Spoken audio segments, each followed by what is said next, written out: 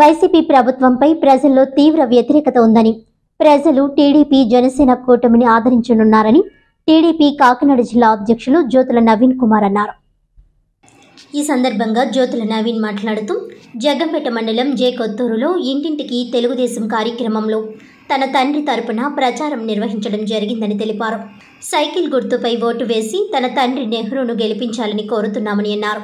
ఈ కార్యక్రమంలో చల్లా రామ్మూర్తి, ఉప సర్పంచ్ సైనం శ్రీను, అడప తాతాసి, కందుల విజయ్, కోర్పు సాయి తేజ, అడప అబ్బాయి, నగరెడ్డి సూర్యావతి, తిప్పన సత్యావతి, పైడిపల సూర్యబాబు, నీలం శ్రీను, అడబాల ఆంజనేయులు, వరసిద్ధి లక్ష్మణరావు, చక్రి, బుద్ధి సురేష్ తదితరులు పాల్గొన్నారు.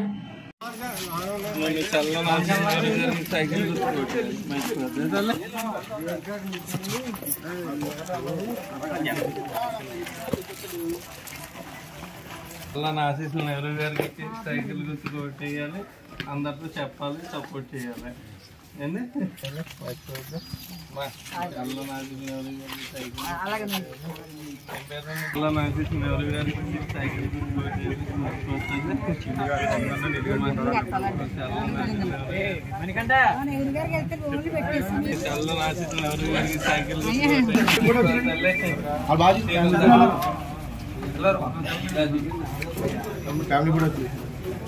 గత వారం రోజులుగా జగ్గంపేట నియోజకవర్గంలో ఇంటింటికి ప్రచారం మొదలెట్టడం జరిగింది.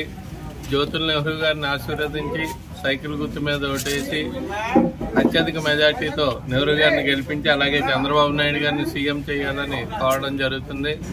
ప్రజాదరణ కూడా ఆ విధంగానే ఉంది. ప్రతి ఒక్కరూ కూడా మేము ఈసారికి మిమ్మల్ని గెలిపిస్తాం, మాకు మంచి చెయ్యండి అని అడగడంలోనే అందరూ కూడా ఉన్నారు. అంటే ప్రభుత్వం మీద ఎంత వ్యతిరేకత ఉందో మనం అందరూ కూడా ఆలోచించాల్సిన అవసరం ఉంది.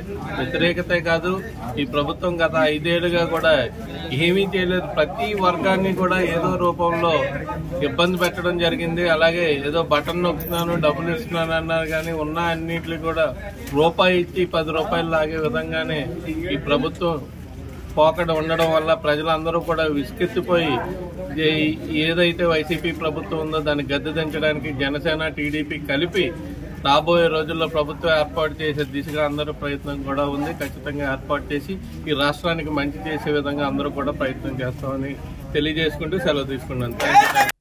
ఉద్యోగ, ఉపాధ్యాయ పెన్షనర్స్ బకాయిలను వెంటనే విడుదల చేయాలని డిమాండ్ చేస్తూ ఉద్యోగ, ఉపాధ్యాయ పెన్షనర్స్ కాంట్రాక్ట్ అవుట్సోర్సింగ్ ఐక్య కార్యాచరణ సమితి ఆధ్వర్యంలో శనివారం జగ్గంపేట తహసీల్దార్ కార్యాలయం వద్ద ధర్నా నిర్వహించారు.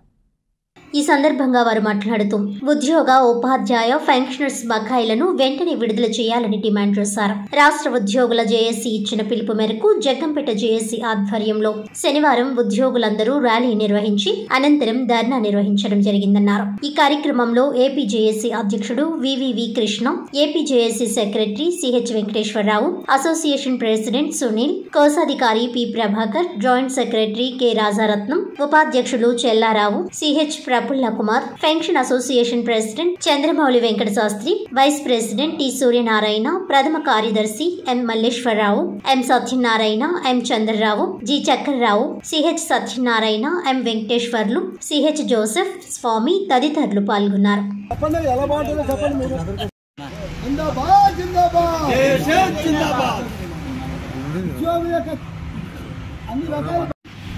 నా పేరు Krishna, Jaggampeta taluka unit joint action committee చైర్మన్గా ఉన్నానండి. రాష్ట్ర జిల్లా జేఏసీ నాయకులు ఇచ్చిన పిలుపు మేరకు ఈ రోజున జగ్గంపేట తహసీల్దార్ కార్యాలయం వద్ద జగ్గంపేట తాలూకా ప్రాంతంలో జేఏసీ వారి ఆధ్వర్యంలో మేమంతా ఇక్కడ ధర్నా నిర్వహించుతున్నామండి. అదేవిధంగా ర్యాలీ కూడా నిర్వహిస్తున్నాము. ఎందుచేతనంటే ప్రభుత్వం నుంచి ఉద్యోగులకి కానీ, పెన్షనర్లకు కానీ, కార్మికులకు కానీ వీరికి రావాల్సిన బకాయిలు చాలా పెండింగ్ ఉండిపోయినాయండి. వాటిని వెంటనే విడుదల చేయాలని, డిఏ పెండింగ్ కానీ, అదేవిధంగా మేము దాచుకున్నటువంటి జీపీఎఫ్, ఈపీజీఎల్ఐ, ఈహెచ్ఎస్ వంటి బకాయిలు తక్షణమే చెల్లించాలని ప్రభుత్వానికి విజ్ఞప్తి చేస్తున్నామండి.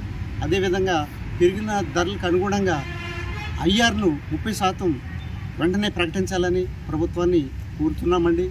సూర్యనారాయణ జగ్గంపేట పెన్షనర్ల యొక్క నాయకుడును రాష్ట్ర మా సంఘం ఇచ్చిన పిలుపు మేరకు ఈ రోజున జగ్గంపేట తాలూకాలో జగ్గంపేటలో అన్ని రకాల డిపార్ట్మెంట్ల ఉద్యోగులు పెన్షనర్లు అందరూ భారీ ఎత్తున పాల్గొన్నారు. ఉదయం 10 గంటల నుంచి సాయంకాలం 4 గంటల వరకు ఈ ధర్నా శిబిరం కొనసాగుతుంది. మేము తెలియజేసేది ఏంటంటే అందరికీ నొక్కే బటన్ మా ఉద్యోగస్తులు కూడా 1వ తేదీనే బటన్ నొక్కి జీతాలు వేయవలసిందిగా కోరుతున్నాము. 1వ తేదీన మాకు ఉద్యోగస్తులందరికీ కూడా బటన్ నొక్కవలసిందిగా కోరుతున్నాము. పెన్షనర్ల బాధలు వర్ణాతీతంగా ఉన్నది. వాళ్ళ మందులకు కానీ వారి యొక్క ఈఎంఐలు కానీ ఇది మిగిలినటువంటి అన్ని రకాల మాకు చాలా ఇబ్బందులు పడుతున్నాము. మాకు కూడా 1వ తారీఖు నాడే ఈ యొక్క పెన్షన్ విడుదల చేయాలని తెలియజేస్తూ మరి ప్రభుత్వ సీఎం గారు వెంటనే మరి యొక్క పెన్షనర్స్ ఉద్యోగులు కూడా మరి ప్రజాస్వామ్యంలో భాగంగానే మీ యొక్క ఏవైతే మీరు రూపొందించిన విధానాలు ప్రజల్లో తీసుకెళ్లి కష్టపడి ఉన్నటువంటి ఉద్యోగస్తులు కూడా ఇవ్వాల్సిన జీతాలు తెలియజేస్తూ థ్యాంక్ యూ సార్, ధన్యవాదాలు. జగ్గంపేట మండలం జేకొత్తూరులో వైఎస్ఆర్ కాంగ్రెస్ పార్టీకి చెందిన పలువురు టీడీపీ రాష్ట్ర ఉపాధ్యక్షులు జ్యోతుల నెహ్రూ సమక్షంలో తెలుగుదేశం పార్టీలో చేరారు.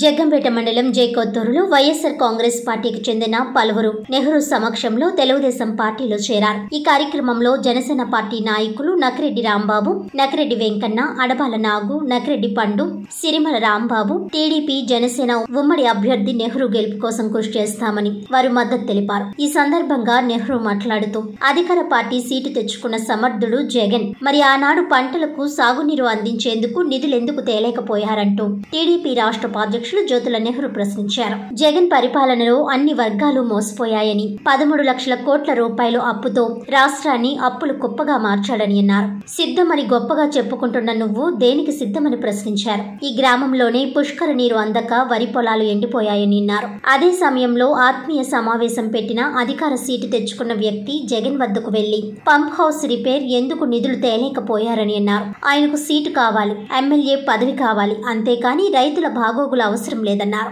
ఈ నియోజకవర్గంలో 4 అంశాలతో నేను గెలిచిన తర్వాత విద్య, వైద్యం, ఉద్యోగ కల్పన, సాగునీరు, త్రాగునీరు అందించడమే లక్ష్యంగా పనిచేస్తానని ఆయన అన్నారు. ఈ కార్యక్రమంలో ఎస్వీఎస్ అప్పలరాసు, కొత్తకొండబాబు, చల్ల రామ్మూర్తి, చింతల తాతబ్బాయి, దంట పెద్దకాపు తదితరులు పాల్గొన్నారు.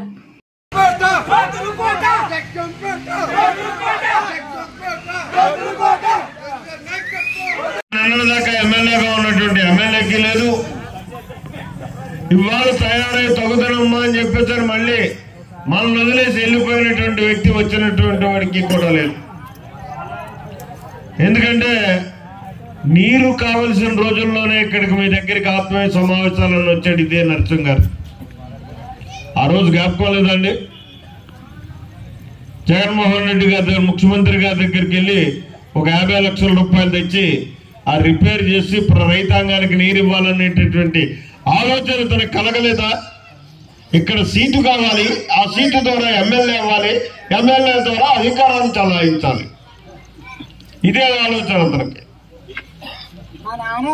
కనీసం ఒక్క మాట ఒక్క స్టేట్మెంట్ అయినా ఇతను ఇచ్చాడేమో ఒక్కసారి ఆలోచన చేయండి.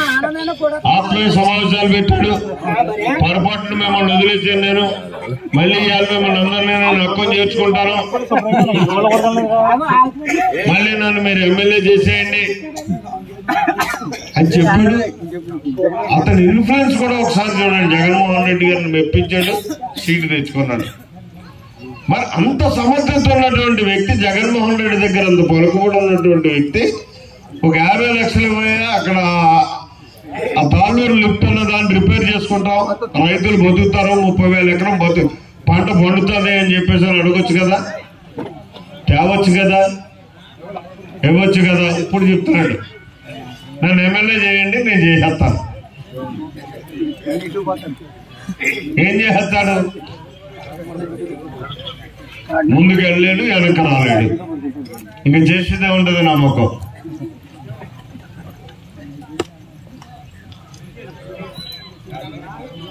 అయితే నేను ఒకటే చెప్తున్నా, ఇవాళ